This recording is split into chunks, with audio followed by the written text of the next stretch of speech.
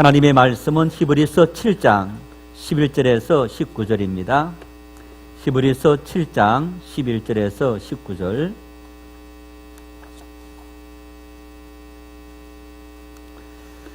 한 목소리로 합독하시겠습니다.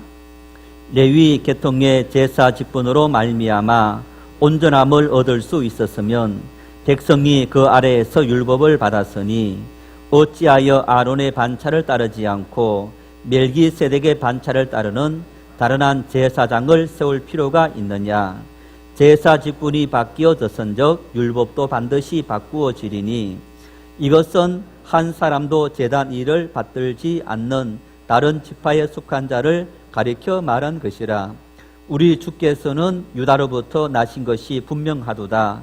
이 지파에는 모세가 제사장들에 관하여 말한 것이 하나도 없고 멜기세덱과 같은 별다른 한 제사장이 일어난 것을 보니 더욱 분명하도다.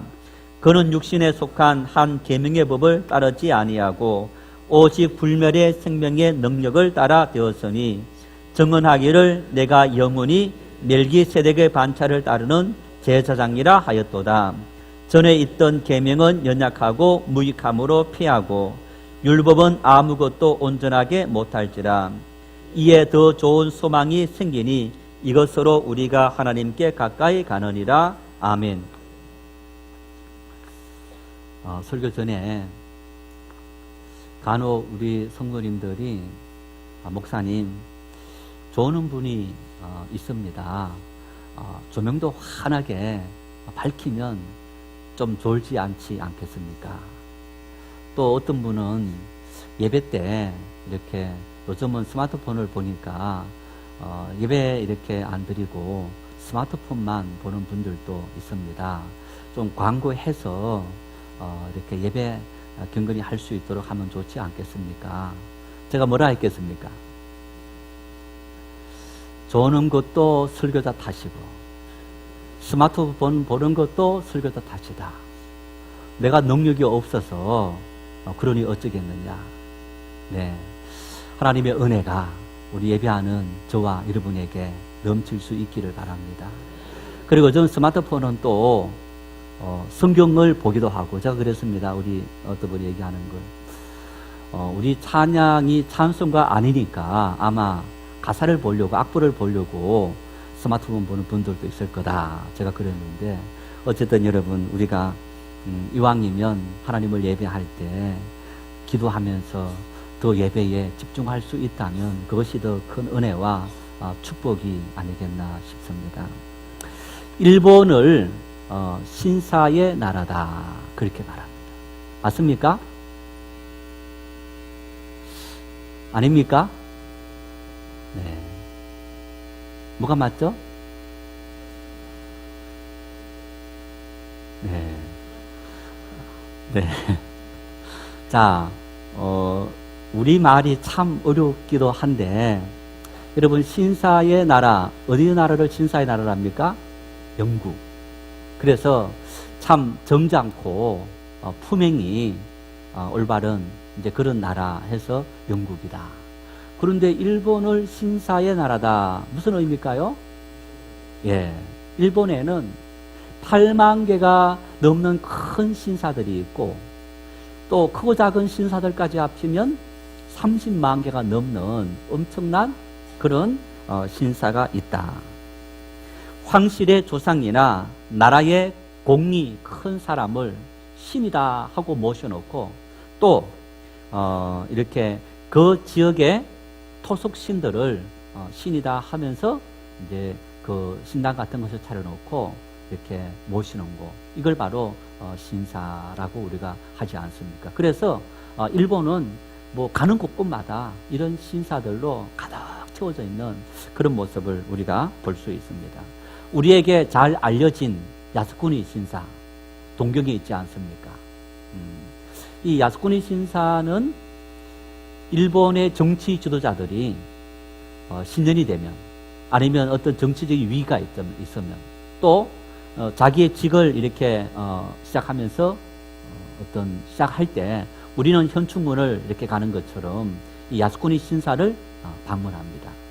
그러면 우리나라를 비롯해서 중국이라든가 아시아 여러 나라들이 굉장히 신기가 정치 지도자들에게 신사 참배를 하지 마시오 라고 우리가 요구하고, 일본은 이 신사 참배는 그런 것하고는 상관이 없다라고 하는데 그 이유가 뭡니까? 1856년 이후에 일본이 일으킨 전쟁이 청일전쟁, 러일전쟁, 만주사변, 태평양전쟁, 정말 엄청난 전쟁을 일본이 일으킨 겁니다. 100년 사이에 큰 전쟁을. 이 전쟁에서 전사한 사람이 246만 명이 된다는 거예요.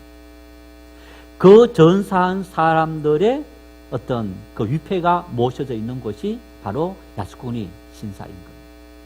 뿐만 아니라 태평양 전쟁에서 이 A, 국제적인 A 전범으로 지목된 14명의 그 위패도 이 야스쿠니 신사에 이렇게 모셔져 있다.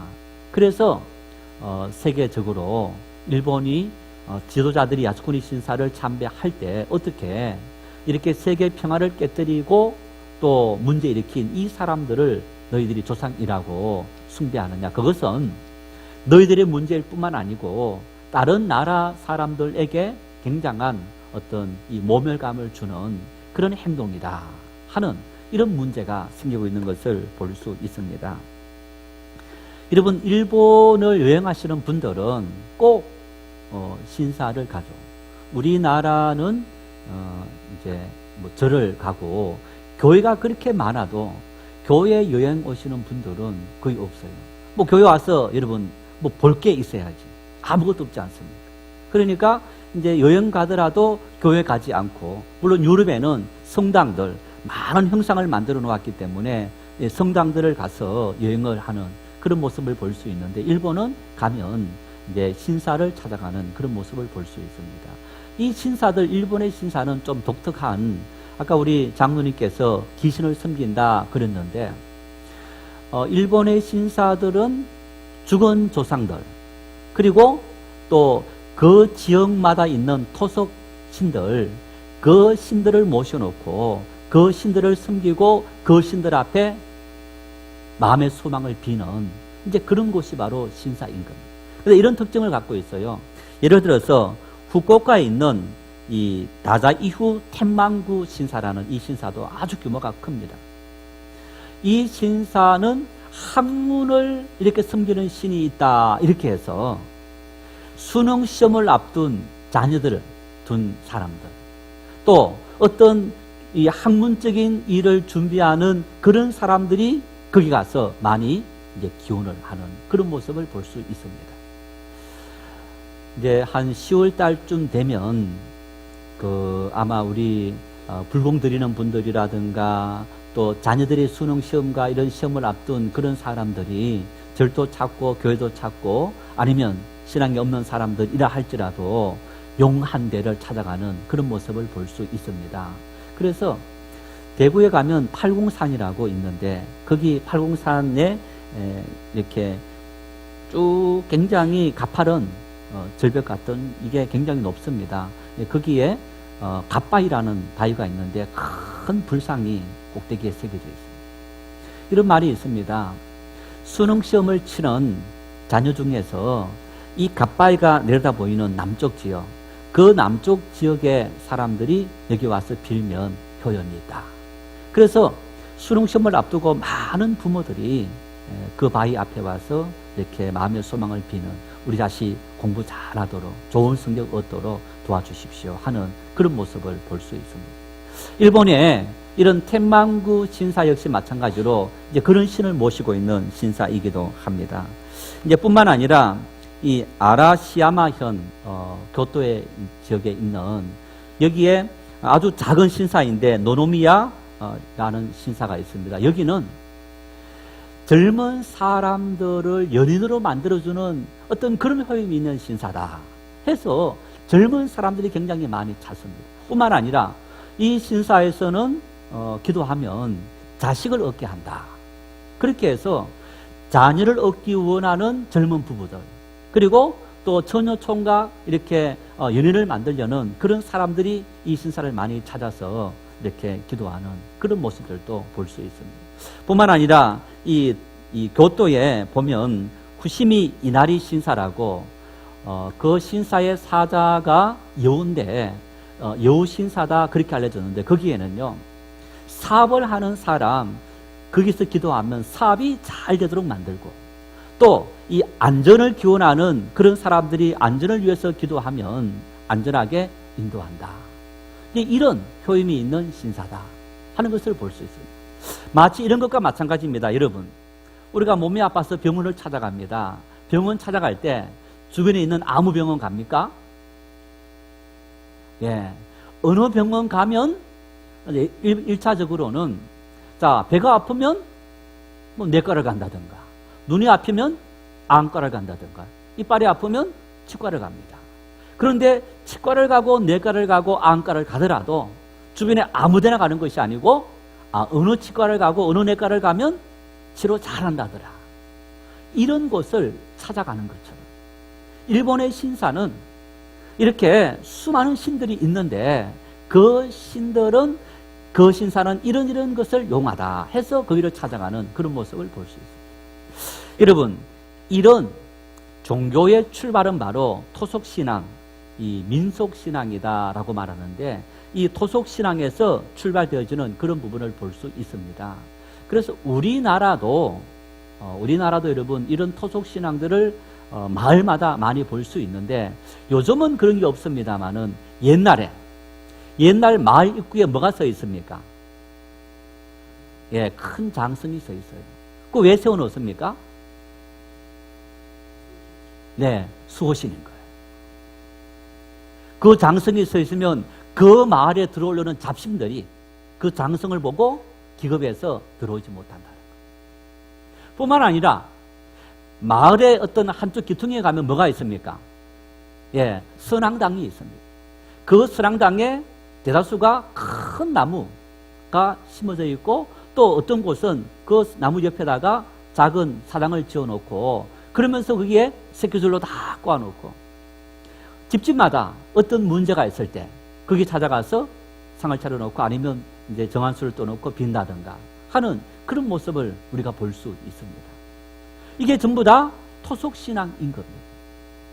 이 마을을 지배하는 신이요 우리를 지켜주고 우리를 인도해 주십시오 하는 그런 어떤 마음의 소원을 올리는 그런 모습을 우리가 볼 수 있습니다. 사람이 있는 곳에는 이런 사람의 어떤 심성 속에 종교성이 있어서 각기 나름대로 무언가를 의지하고자 하는 그 마음이 있어서 신을 만들어내는데 자, 이런 곳에서 출발해서 어떤 사람이 큰 깨우침을 얻었다. 그래서 그 사람의 말을 듣고 사람들이 마음의 위로를 얻었다 하면 그 말이 경전이 되는 거예요.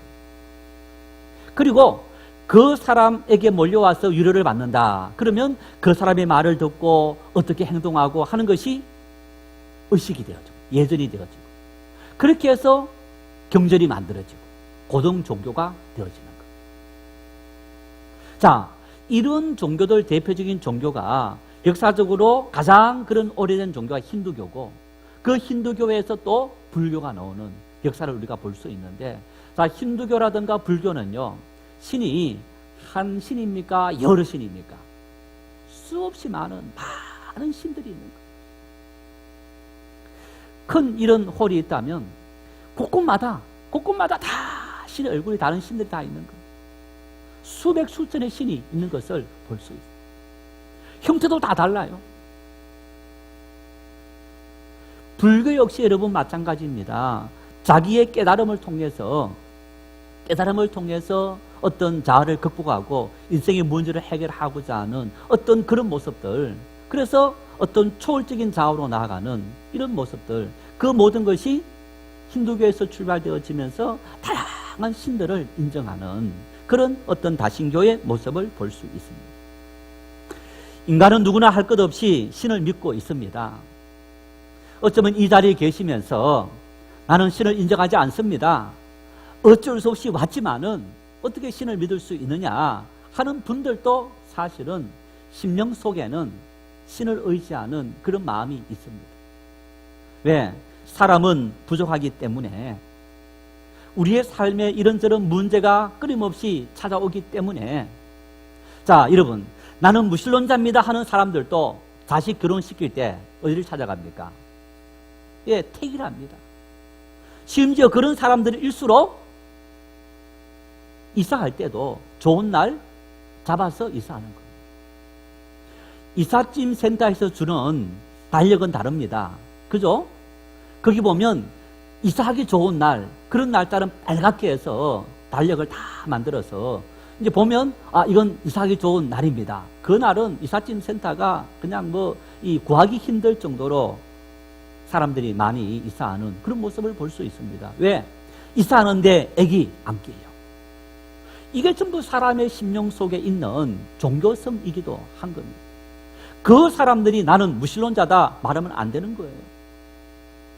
여러분, 이처럼 사람들이 신을 찾는 것은 우리 미래에 대한 불안함, 미래에 대한 불안함 뿐만 아니라 내가 열심히 노력하고 인생을 힘들게 살아가는데도 내가 힘들고 노력한 만큼의 그 대가를 거둘 수 없었다. 그리고 뿐만 아니라 내가 정해놓은 그 목표를 이루어야 되는데 내 힘이 부족하니까 누군가가 나를 좀 도와줬으면 좋겠다. 그래서 뭔가 도움을 줄 수 있는 그런 어떤 신을 찾는, 조상신이든지 아니면 어떤 신이든지 그 신이 나를 좀, 내 자녀를 도와줬으면 좋겠다. 어떤 그 열망이 신을 만들어내는 것을 볼 수 있습니다. 지난 6일 새벽 3시 한 40분쯤에 일본 홋카이도 이 섬에서 64km 정도 떨어진 곳에 지진이 났습니다. 규모 7입니다.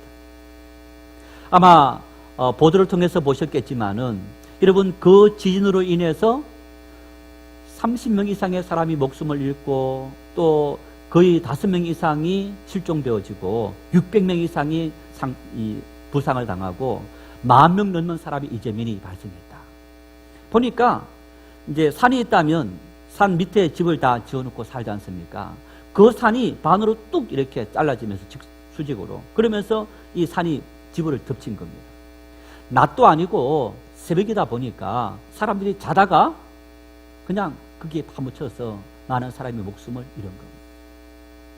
일본은 대표적으로 지진이 많이 나는 나라입니다. 여러분, 그 일본이 우리보다 그래도 과학적으로 여러 가지 많은 부분이 앞서 있는 나라이기도 합니다. 지진이 수없이 역사적으로 생겼기 때문에 그 지진의 피해를 어떻게 하면 미리 예방할까?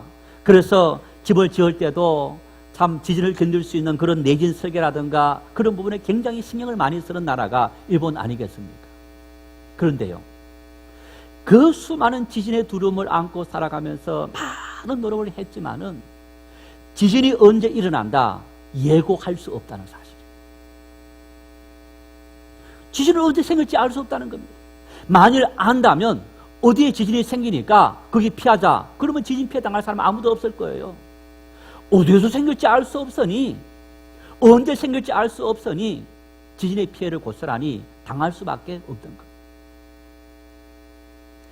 그런 인생의 삶의 자연재해에 대한 두려움들이 그 사람들 속에 있는 겁니다. 누굴 찾습니까?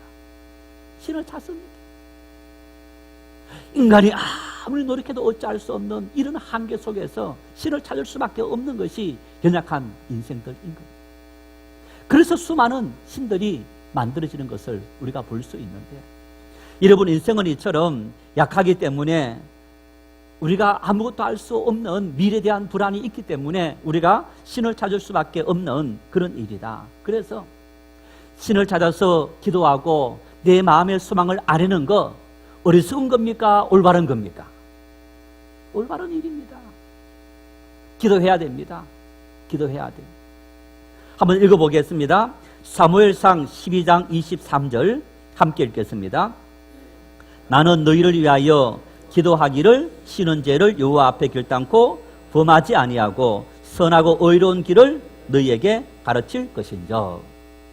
사무엘 선지자가 하나님 앞에 고백한 일입니다. 나는 너희를 위해서 뭘 범하지 않는다고요? 기도에 쉬는 죄를 범하지 않겠다. 기도하지 않는 것은 죄다, 이렇게 말한 겁니다.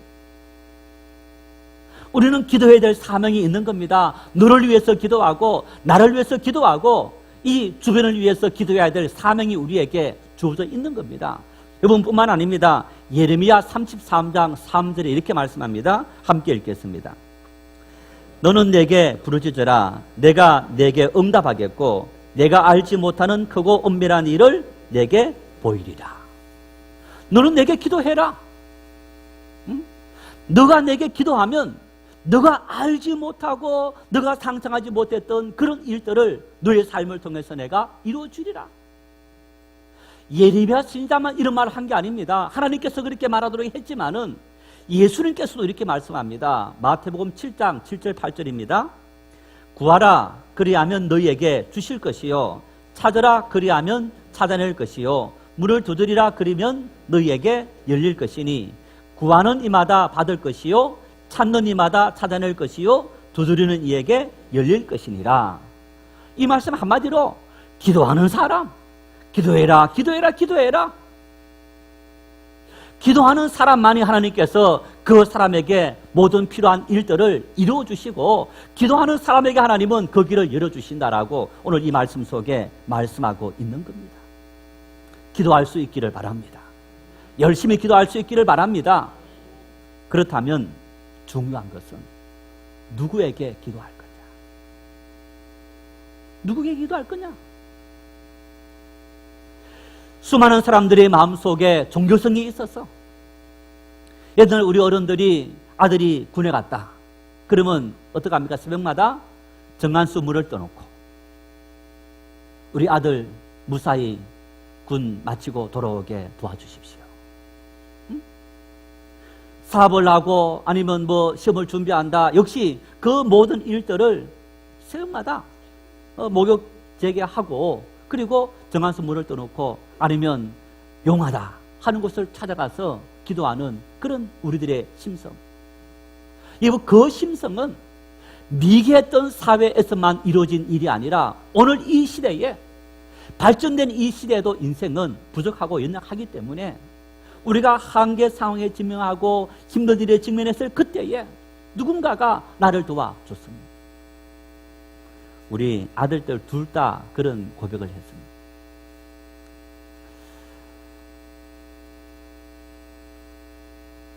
아빠, 엄마 때문에 하나님을 믿었지만은 자기는 신앙이 없대요. 봉사도 하지만은 신앙이 없대요.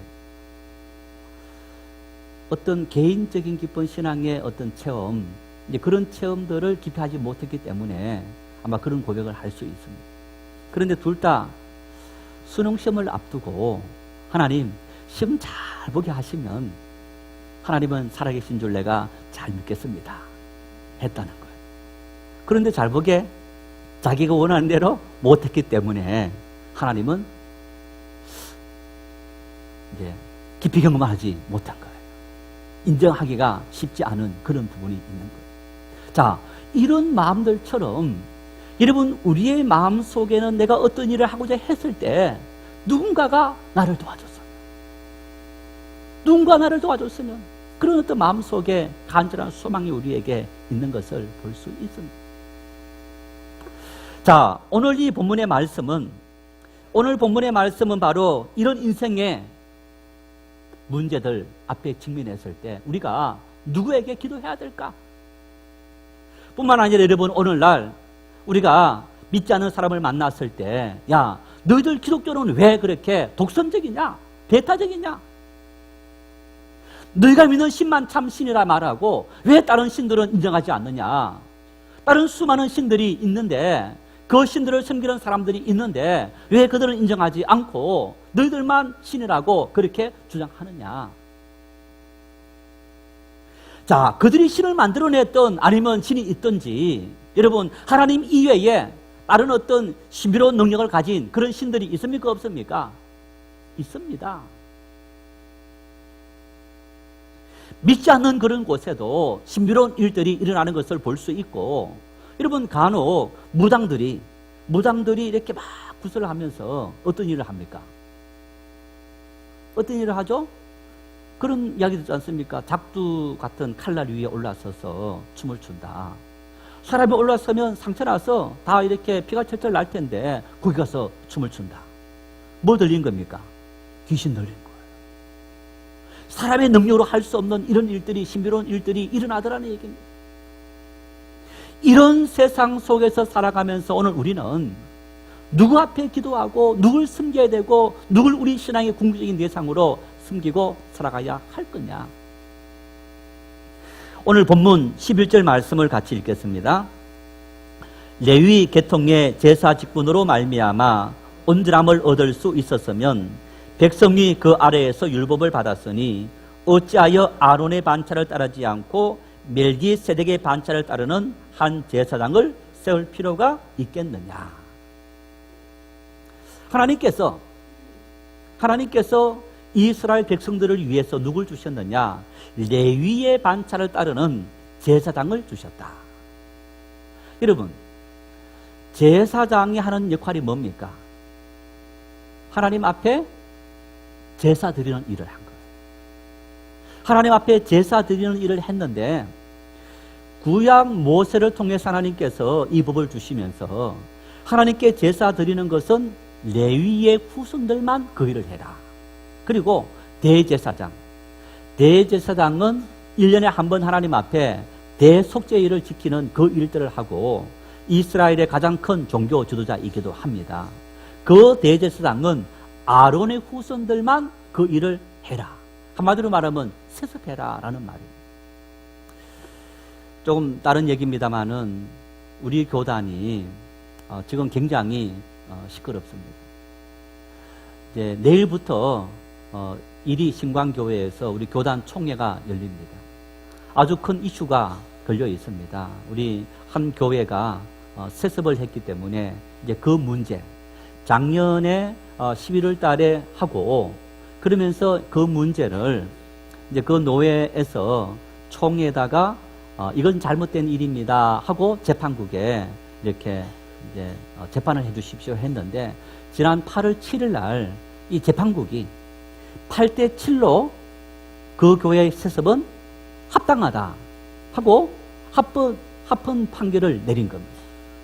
그러자 많은 이제 목회자들이 또 성도들이 이렇게 들고 일어나서 우리 장로회 신학대학교 학생들은 이제 오전 수업만 하고 오후는 이렇게 강의를 듣지 않고 지금 데모를 하고 있는데 교수들도 학생들의 입장을 옹호해서 함께 같이 데모를 하고 있는 거예요. 그 정도로 심각한 문제인데 이제 그 세습을 이렇게 정하시는 분들이 물론 찬성하는 분들도 있습니다. 어떤 이야기 하느냐 하면 구약을 보라. 제사장이 이렇게 세습된 게 아니냐. 레위인과 그리고 대제사장은 아론의 후손들이 자손들이 했던 것을 우리가 볼 수 있지 않느냐 하는 이야기를 합니다. 좀 설명을 하자면 우리 총회 헌법이 몇 년 전에 은퇴하는 목사와 또 이제 장로님들의 그런 자녀, 직계 좀비속 이런 사람들은 그 교회를 담임할 수 없다. 이런 법을 통과시켜서 이렇게 만들어서 통과시킨 겁니다. 그런데 그 교회가 작년에 세습을 하면서 그 아버지가 은퇴한 지 2년이 되고 후임 목사를 구하지 않았습니다. 2년이라고 지났고 이미 은퇴한 목사이기 때문에 이제는 아들을 증빙해도 문제없다 해서 이제 세습을 하게 된 거예요. 그러니까 이 법을 자구적으로 해석하고 어떤 법의 의미를 제대로 살리지 못한 이런 문제 때문에 우리 교단 총회가 사회적으로 지탄도 되고 있고 정말 이렇게 모든 일에 모범이 되어야 될 텐데 모범이 되지 못해서 그래서 참 특히 대형 교회가 이런 일을 하니까 교회를 바라보는 시선이 좋지 않다 해서 지금 많은 분들이 기도하고 또 내일부터 이루어질 총회에 촉각이 예민하게 모아져 있는 그런 부분이기도 합니다. 자, 어쨌든 이런 세습의 문제가 바로 오늘 이 본문 말씀들처럼 레위의 자녀들이 이 제사장 일들을 하도록 만들었고 그게 하나님께서 모세를 통해 주신 법이었다는 겁니다. 자, 이 제사장이 하는 일이 어떤 일이었냐? 하나님 앞에 제사를 드리는 일이었습니다. 제사는 인간이 하나님을 만나는 만남이 이루어지는 곳이 바로 제사인 겁니다. 이 제사는 하나님 앞에 인간이 하나님과 인간 사이에 세운 그 계약을 지키고 기억하고 하나님 우리가 이렇게 하나님 앞에 감사하고 제사하니 하나님께서 우리에게 복을 주십시오 하는 그런 만남이 이루어지는 것이 바로 제사이기도 합니다. 우리 여러분 조상제사 어떤 신이나 아니면 죽은 조상의 넋을 기린다. 그러면 조상 신이 와서 드리는 제사밥을 받는다. 우리가 이런 이 생각을 많이 갖고 있지 않았습니까? 지금은 그런 생각들이 많이 사라지고 있습니다만은 이제 이런 것처럼 하나님 앞에 우리가 제사를 드린다. 그런데 이것을 우리가 제사라고 하는 이유가 있습니다. 특히 희생제사다라고 하는데 왜 희생제사냐? 인간이 거룩한 하나님 앞에 갔을 때 인간의 죄로 말미암아 하나님을 만날 수 없다는 얘기입니다. 이 죄의 문제가 해결돼야 되는데 그것을 해결하지 못했기 때문에 인간은 하나님을 만날 수 없고 하나님의 은혜를 입을 수 없고 하나님과 교통할 수도 없다. 그래서 가장 먼저 하나님께 갈 때 뭘 하느냐? 희생제사, 인간의 죄를 대신해서 짐승을 잡아서 그 피를 드리는 거예요. 하나님, 내 죄를 대신할 이 짐승의 피를 잡아왔습니다. 이 짐승의 피를 받으시고 내 죄를 용서해 주십시오 라고 하는 그런 희생제사가 구약의 제사의 중요한 모습이었던 거예요. 뿐만 아니라 이런 제사를 이스라엘 백성들이 드리기 위해서 하나님께서 이런 명을 내립니다.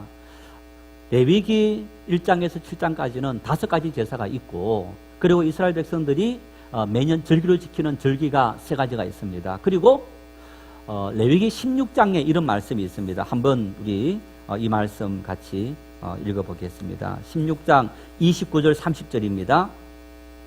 너희는 영원히 이 규례를 지킬지니라. 7째 달 곧 그 달 10일에 너희는 스스로 괴롭게 하고 아무 일도 하지 말라. 본토인이든지 너희 중에 거류하는 그룹이든지 그리하라. 이 날에 너희를 위하여 속죄하여 너희를 정결하게 하리니 너희의 모든 죄에서 너희가 여호와 앞에 정결하리라. 매년 7월 10일에 하나님 앞에 너희를 정결케 하는 제사를 드리라. 이것을 대속죄일이다. 그래서 이걸요 매년 했습니다. 이 대속죄일은 온 이스라엘 백성들의 모든 죄, 한 해 동안의 그 모든 죄를 하나님 앞에 다 속죄하는 그 제사였는데 하나님과 인간 사이에 어떤 큰 대를 뚫는 그런 작업과 마찬가지인 겁니다. 이 제사를 하나님께서 왜 매년 하게 했느냐? 소를 잡아서 하나님께 제사장이 대제사장이 먼저 자기 죄를 사함받고 그리고 하나님의 지성소에 들어갑니다. 그곳에 들어가서 하나님 앞에 제사를 드릴 때 하나님께서 온 이스라엘 백성의 죄를 용서해 주신다. 그런데 그것을 하나님께서 매년 하도록 만들었는데 왜? 그 짐승의 피는 상징적인 의미가 있을 뿐이지 그 피가 인간의 죄를, 인간의 피를 대신할 수 없다는 얘기입니다. 왜? 사람은 영이 있는 존재고 짐승은 영이 없는 존재인 겁니다. 그러면 내가 살기 위해서 나 대신 다른 인간 누군가를 우리가 돈을 주고 사든지 옛날 노예시대처럼 그렇게 할 수 있느냐? 그렇게 할 수도 없습니다. 왜? 모든 인간이 다 죄를 지었기 때문에. 이 세상을 살아가는 인간의 피로는 우리의 죄를 대신할 수 있는 그런 피가 존재하지 않더라. 그래서 하나님께서 그 인간의 모든 피를 대신할 메시아가 올 때까지 너희가 매년 짐승을 잡아서 그 메시아를 기다리는 믿음을 고백해라. 그래서 대속죄일을 지키도록 만들었고 그 대속죄일을 지키는 일에 대제사장이 아론의 후손이 그 일을 했던 겁니다. 하나님께서 이렇게 말씀합니다.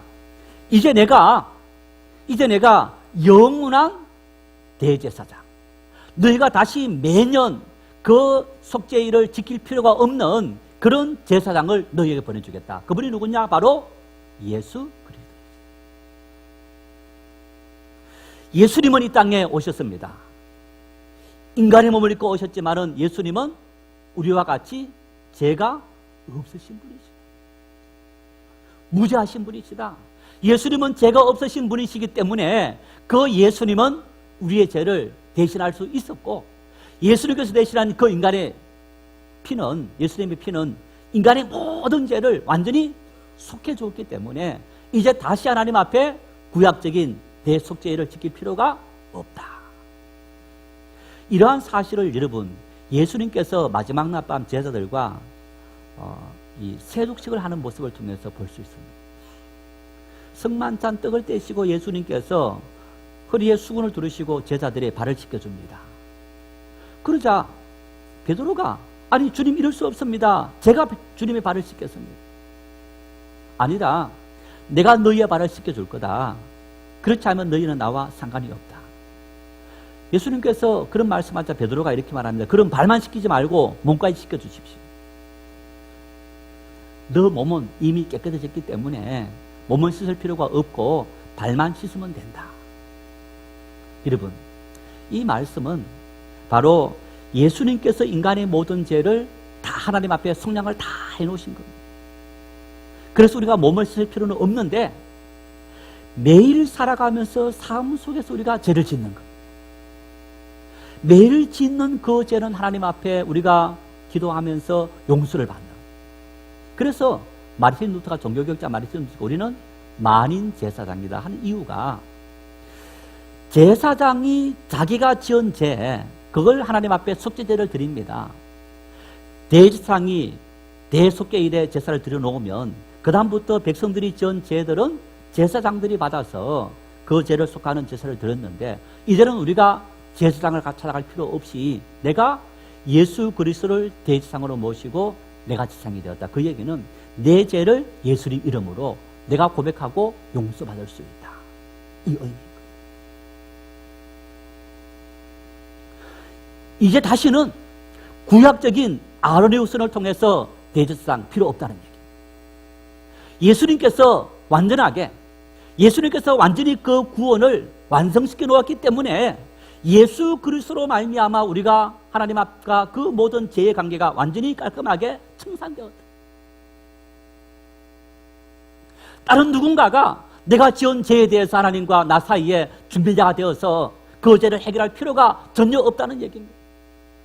하나님과 나 사이의 그 모든 죄는 오직 독생자 예수 그리스도께서 그 모든 죄의 문제를 해결해 놓으셨다. 그래서 사도행전에 이런 말씀이 있습니다. 우리 사도행전 4장 12절 말씀, 4장 12절 함께 읽겠습니다.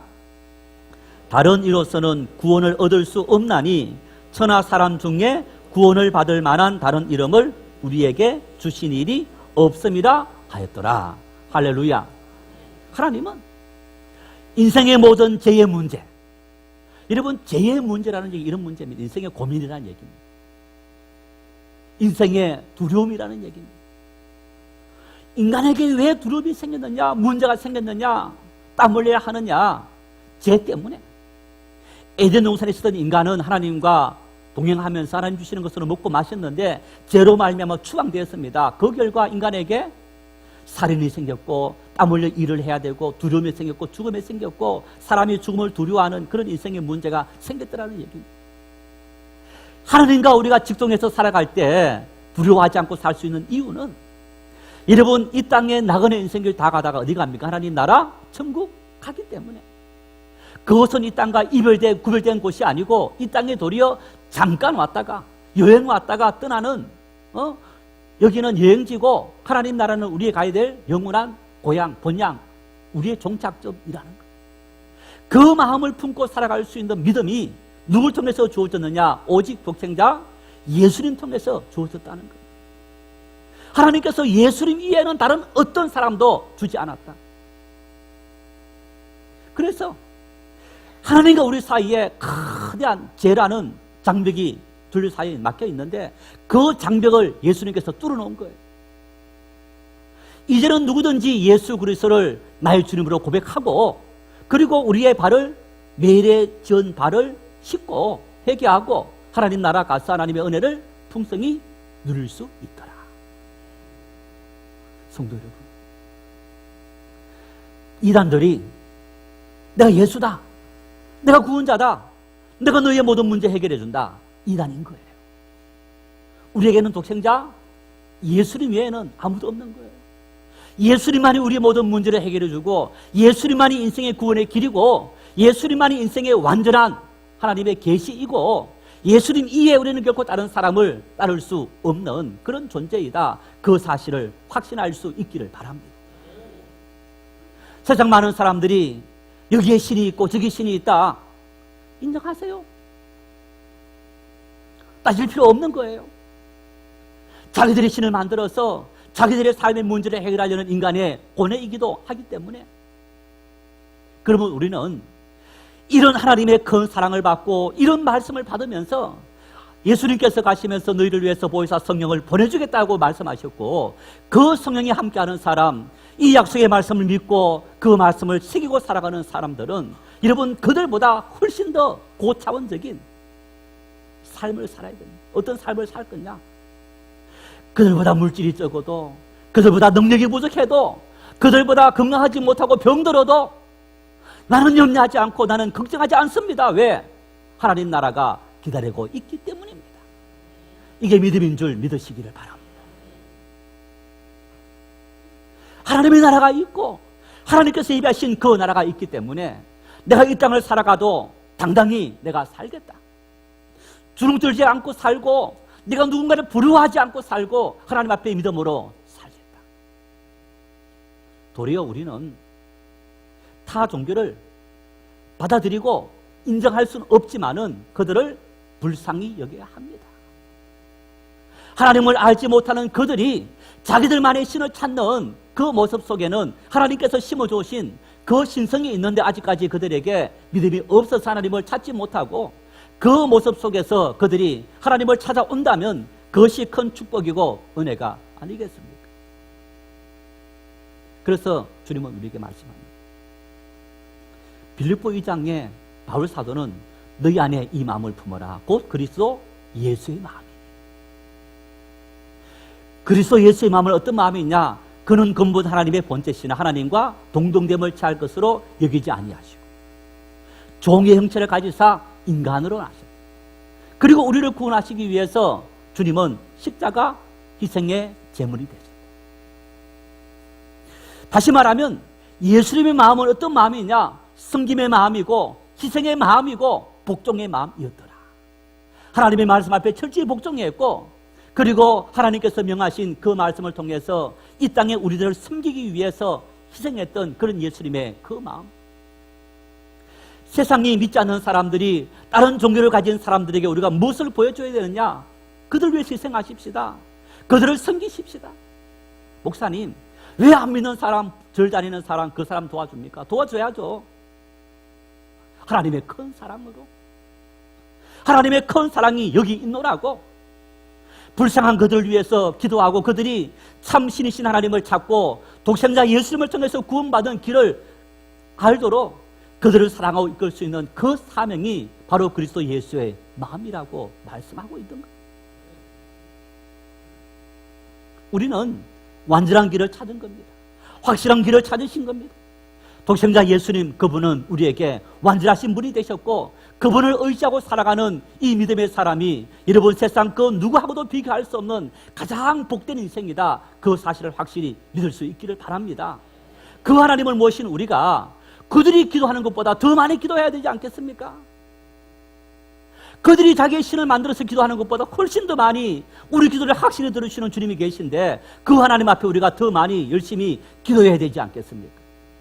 그 하나님 앞에 우리의 모든 것을 다 맡기고 기도하고 응답받고 인생의 모든 두려움, 걱정, 의심, 염려들 다 하나님 앞에 맡기고 하나님의 위로를 누리며 살아갈 수 있는 그런 믿음의 사람이 될 수 있기를 바랍니다.